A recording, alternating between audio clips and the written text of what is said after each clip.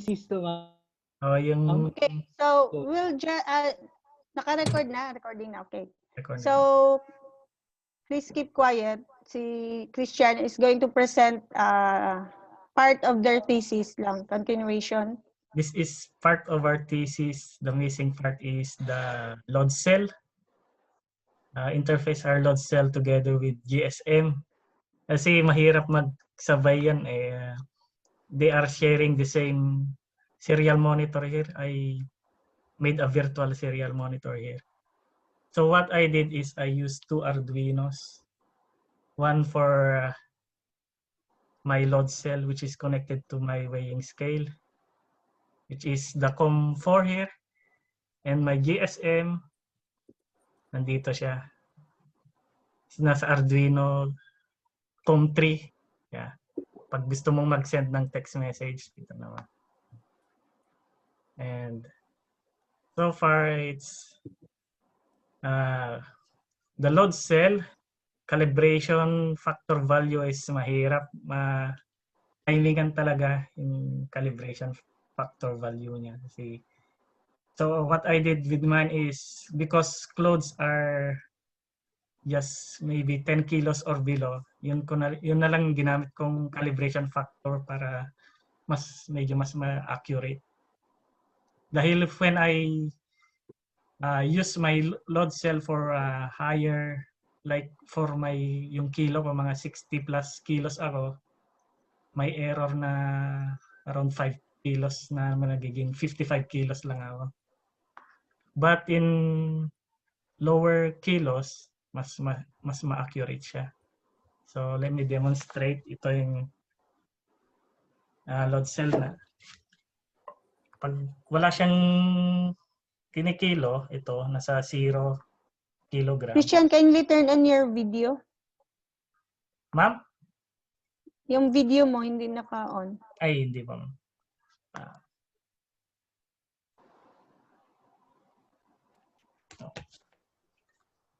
Yan. Kita bang? So, this one, without any load on my weighing scale, 0. Pero pag, halimbawa itong printer, lagay ko dito. At you see in the serial monitor, in here, yung nag-scroll, may 3.2 kilos siya. Which is almost... Hindi kita yung load cell mo. I-focus mo daw, Christian. Ay, yung load cell mo? Saan ba yung mo, system? Paano pong system yung actual na ma'am? Ay, nasa... Yan dyan? Paano ka ba nagkilo? Hindi makita sa camera. Hindi ba? Kita ba? Dito yung... Mababa kasi ito yung laptop. Sige. Ayan. Nilagay ko yung printer ko, which is almost the same. 3.4 actually yung nakikita ko dito. Pero naging 3.2 dito sa aking virtual serial monitor. Gumamit ako ng weighing scale na yung nabibili. Yung dyan sa... Tapos, I drilled some hole, kinabit ko yung mga wires na E+, E-, may ganun, hinahanap ko lang. Yun, tapos okay na siya. Pa-function naman siya. Yan. So you use another Arduino for that? Yes, ma'am, dalawa. Kaya nga meron akong COM3 at COM4 dito. Yan, yung 3.3 kilograms siya. Tapos kino-compute na niya. Yan. Yan po, ma'am. Tapos, if I want to switch to my GSM, click ko lang tong Dropbox, clear ko yung message. Yan. Pwede nang gamitin mag-text yan. Yan po. So same text box, yes, for GSM and the weighing. Yes, ma'am. Nag-switch off yung pag siniswitch ko tong COM3 o COM4.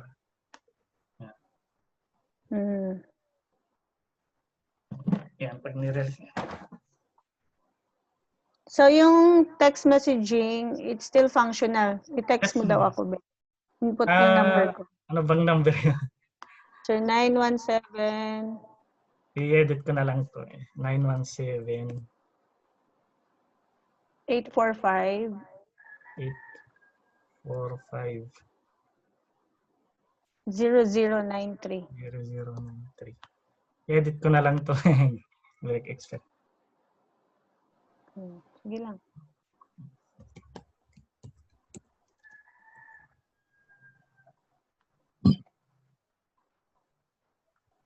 Yan. Ito yung last na data table. Ito siya. Actually, yung nakilo ko noon ay 22 kilograms. So, try natin. Punta tayo sa COM3. Clear ko muna ng message. Tapos send ko na.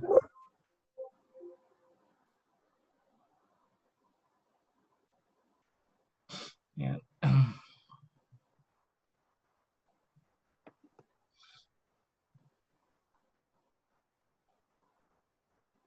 Yan.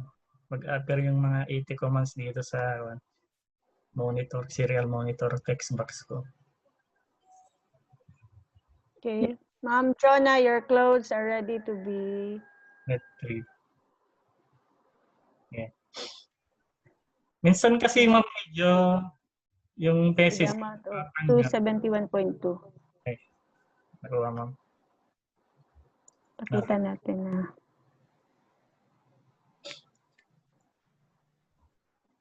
Minsan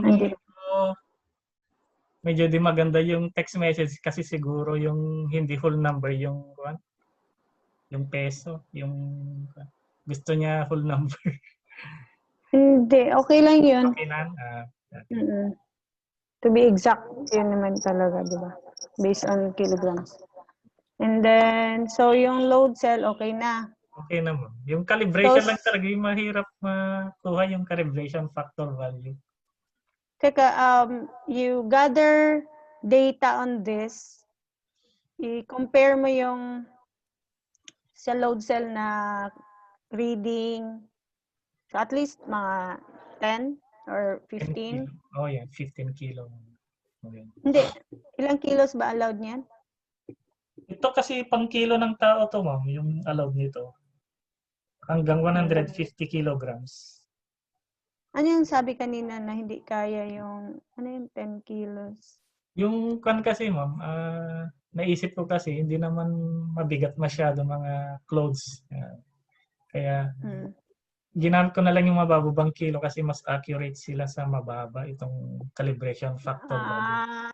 Okay. Kasi pag tumataas nagiging the more yung erroneous. Ang hirap kuhanin talaga yung value na yan, yung calibration factor value. Compare mo na lang yung data ng yung magkilo ka, then yung calibrated na wala ka bang calibrated na weighing scale na available na makuha?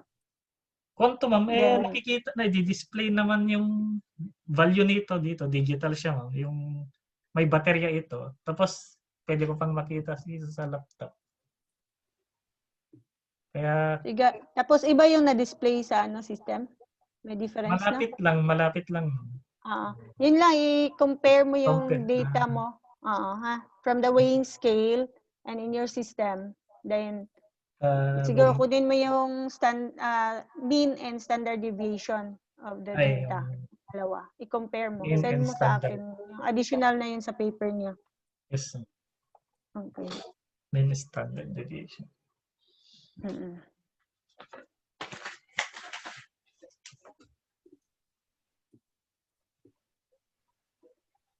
Okay, thank you, Christian.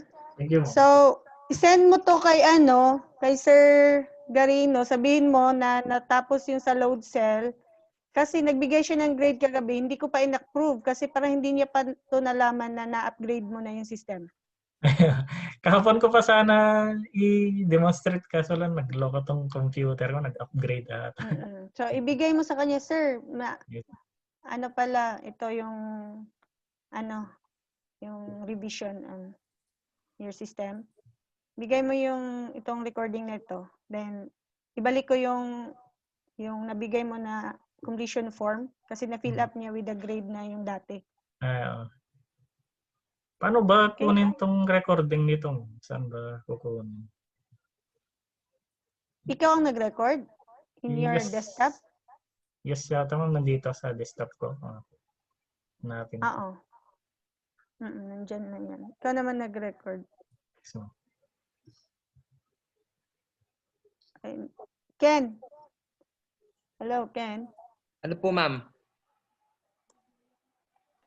Ma'am, ano ka, ma'am? Mute. Ano pa? Okay. Pag siya ang nag-record, nasa computer niya yun. Diretso na po ata sa computer niya, ma'am. Pag in-end ko po yung ano. Pag na-end mo na. Pag hindi naman po sa akin naman po diretso. Send ko na lang. Kung send mo na lang sa akin ha, kung nasa iyo. Pero baka po sa kanya lang po. hanapin. Okay na? Okay naman. Palakpak naman kayo dyan. Ayan. Yan, sample lang yan ng mga thesis. Oo, kami mag-programming. Wala kaming alam doon. Congrats! You need, if you know basic programming, that's your to learn more other languages. Programming sa papel. Other programming languages. If you know one, at least one, kaya mo nang mag-migrate to other. For example, Visual Basic, Java, lahat na yan. Pareho lang yan. Syntax lang magkaiba. Programming sa test paper, ma'am. Sinusulat yung program mismo. Yan, isulat niyo dun sa niyo. Sa na-install niyo na Python. Okay. So that's all for now. For those who are still here, I'll be giving your e-lunch. Bye-bye. Thank you, ma'am. Thank you, ma'am. Thank you, Ingat ma'am. yung mga palaging nagala dyan. Ingat kayo. Ingat, Grace. Nakarating na ng Batangas. Ma'am, ano oras yung exam? O ikaw, nagda-drive ka pa dyan. Mag-exam ka na. Oh! Ma'am, alam na, ma'am. Alam na. Sabay dapat exam. Malakas, ma'am. Malakas. Depende lang malakas. Hindi ako nagtanong doon. Hindi ako nagtanong. Sino magti-take? Si Jasper? Si Gerald, ma'am. Gerald? Si Angel at saka si Amiel po. Wag na lang kayo mag-take. Kunin nyo na lang sunod. Wow. Akala ko ipapasa. Sabay kayo, 2 p.m. Kaya nyo yan.